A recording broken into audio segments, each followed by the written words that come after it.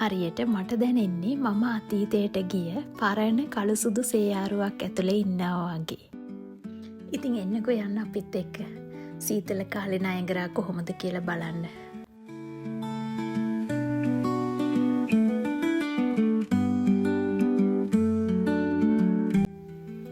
ඉතින් අපි මේ ලහිලහියේ නයගරා බලන්න යන්න පිටත් වෙන්නේ ගෙදර ඉඳලා. ඉතින් අපේ ගෙදර ඉඳලා නයගරා වලට යන්න පැයකුත් විනාඩි 40ක් විතර ගත වෙනවා.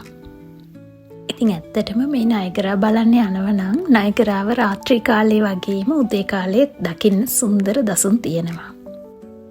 ඉතින් අපි ජීවත් වෙලා ඉන්න ටික කාලේ මේ වගේ ලස්සන දේවල් බලන්න අපි අපේ කාලය අනිවාර්යයෙන්ම වෙන් කරගන්න ඕනේ.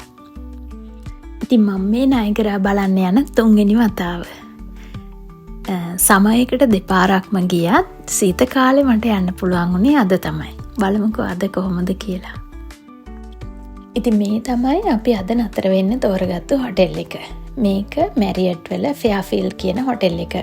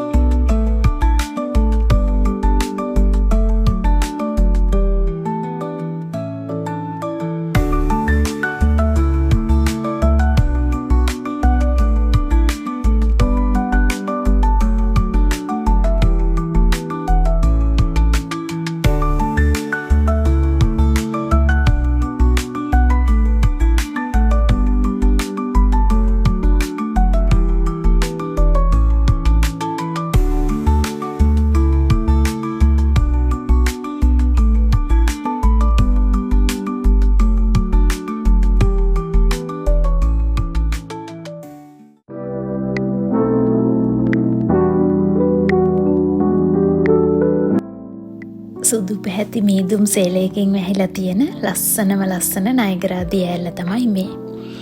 බැලු බැල්මට දිය ඇල්ල ගල් වෙලා වගේ පෙනුණත් තප්පරයට ජලය ලීටර් දසදහස් ගාණක් තවමත් ගලා බසිනවා මේ දිය ඇල්ල යට. නයගරා සම්පූර්ණයෙන්ම ගල් වෙන්නේ හරිම කලාතුරකින්. ඉතින් මේ දිය ඇල්ල රටවල් දෙකකට අයිති දිය ඇල්ලක්. මම ඉන්නේ කැනඩාව පැත්තේ.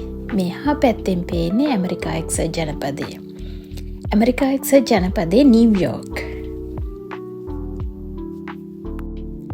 ඉතින් මේ දිය ඇල්ල මීට අවුරුදු 12500කට පෙර ඒ කියන්නේ හිම යුගයේ ග්ලැසියර් එකක් දියවීමෙන් නිර්මාණය වූ හරි සුන්දර දිය ඇල්ලක්. මෙය ඊරි විලේ සිට ඔන්ටාරියෝ විල දක්වා ජලය ගලා යෑමේදී නයගරා ප්‍රදේශය හරහා ගලා යන නිසා මෙය නයගරා ගංගාව ලෙස හඳුන්වනවා. ඉතින් සමහර දවස් තියෙනවා මුළු ලෝකෙම නතර වුණා වගේ දැන්න. අද නයගරා වලටත් ඒ වගේමයි. දහස් ගණනක් සංචාරකයෝ දකින වර්ණවත් නයගරා වෙනුවට අද මම දකින්නේ නිශ්ශබ්ද අයිස් වලින් වැසුණු සුදු කළු අලු පාට හීනයක් වගේ දෙයක්. ඉතින් මේ ඔයාලට පේන පාලමෙන් තමයි කැනඩාවත් ඇමරිකාවත් යා කරන පාලම. මෙතනින් එහා පැත්තට යන්න නම් අපිට ඇමරිකන් වීසා තියෙන්න ඕනේ. ඉතින් ඒ වගේම මං හිතුවා මගේ සමයකේ මං කොහොමද නයගරා වලට ගිහිල්ලා තියෙන අත්දැකීම කියලා ඔයගලන්ට පෙන්වන්න මේකට සමයකේ වීඩියෝ ටිකකුත් එකතු කරන්න. බලන්නකෝ ශීත කාලයේ සහ වසන්ත කාලයේ වෙනස. හැම කෙනෙක්ගේම ජීවිතේට වසන්ත කාලයක් ඕන කියන්නේ මෙන්න මේ වගේ තමයි. මේ වගේ ලස්සන පේන්නේ වසන්ත කාලයට විතරයි. ඉතින් මේ තමයි ලෝකේ මතු පිට පිරිසිදු ජලයෙන් 20%ක් අඩංගු මහා විල් පද්ධතියේ කොටසක්. ඇත්ත වශයෙන්ම මේ දිය ඇල්ල නිසා මේ රට විශාල ධනස්කන්ධයක් උපයනවා. ඒ අතර ප්‍රධානම දේ තමයි සංචාරක කර්මාන්තය වසරකට මිලියන 12ක් 13ක් පමණ පිරිසක් එනවා මේක නරඹන්න. ඒ වගේම අද වෙද්දී නිවාස මිලියන 4කට මේ නයගරා ඇල්ලෙන් ජල විදුලි බලය උත්පාදනය කරනවා. ඉතින් මේක දිය ඇල්ලක් කිව්වට දිය ඇලි 3ක එකතුවක්. පළවෙනි එක Horseshoe Falls, American Falls සහ Bridal Veil Falls. මේ 3ක එකතුව තමයි. ඉතින් මේ ඔයාලට පේන්නේ Bridal Veil Falls. ඉතින් මේ නයගරාව බලන්න ඇමරිකාවෙන් සහ කැනඩාවෙන් දෙපිරිසක්ම බෝට්ටු වලින් යනවා. මේගොල්ලන්ගේ ලස්සනම දේ තමයි ඇමරිකාවේ අය නිල් පාට රේන් කෝට්තුත් කැනඩාවේ අය රතු පාට රේන් කෝට්තුත් ඇඳගෙන තමයි මේ ලස්සන ගමන බලන්න යන්නේ. ඉතින් ඔයාලට මේ ලස්සනට වතුර ටික වැටෙනවා පෙන්නට මේ අතිවිශාල ජලධාරිතාවක් තප්පරයකට ලීටර් මිලියන 2.8ක් මෙතනින් පහළට වැටෙනවා. ඉතින් ඒ වගේම පුනර්ජනනීය බලශක්තිය පිළිබඳව 1800 දී නිකොලා ටෙස්ලා විසින් සොයා ගන්න ලද දුර බැහැර ප්‍රදේශවලට විදුලිය යැවිය හැකි ක්‍රමය මේ ආශ්‍රයෙන් සොයා ගන්න තියෙනවා. ඒක නිසාම එයාගේ ස්ටැචු එකකුත් මෙතන ලස්සනට අඹලා තියෙනවා.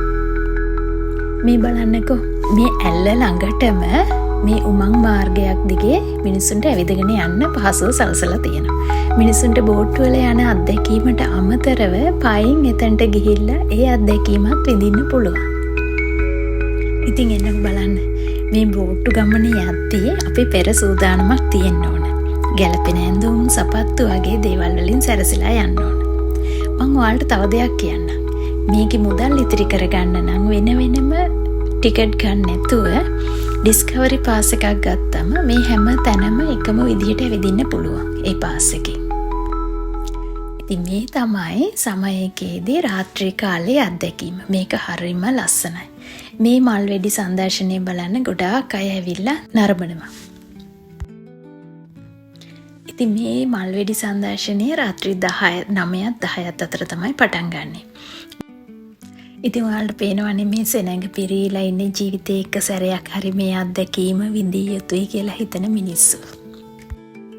ඒ වගේමයි මේ රාත්‍රී කාලේ දියැලට වැටෙන ලයිට් නිසා මේ දියැල්ලේ පාට වෙනස් වෙනවා. ඒක සමහරක් දවස්වලට විශේෂ දවස්වලට ඒකේ පාටවලුත් වෙනස් කරනවා.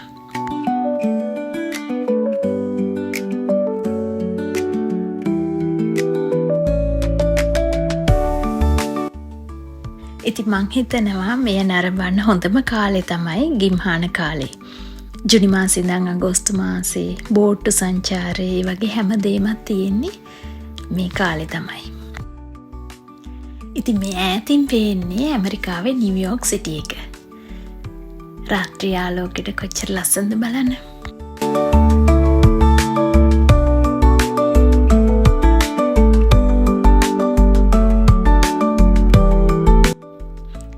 මේ සුන්දර දියඇල්ලේ සුන්දර වගේම සුන්දර පැත්තකුත් තියෙනවා. ඒ අතර මේ දියඇල්ලෙන් පහළට වැටලා අවුරුද්දකට 20-30 අතර දෙනෙක් මිය යනවා. ඒක එහෙම වෙන්නේ ගොඩක් අය නොසලකිල්ල නිසා. ගොඩක් ෆොටෝ ගන්න, වීඩියෝ කරන්න, සෙල්ෆි වලට මෙතන නොසලකිලිමත් විදියට හැසිරෙද්දී මේ දියඇල්ලට වැටලා මිය යනවා ගොඩක් පිරිසක්. ඒ වගේම බොහොම සුළුතර පිරිසක් සියදිවි හානි කරගන්නත් මේ වගේ ලස්සන තැන්වලට එනවා.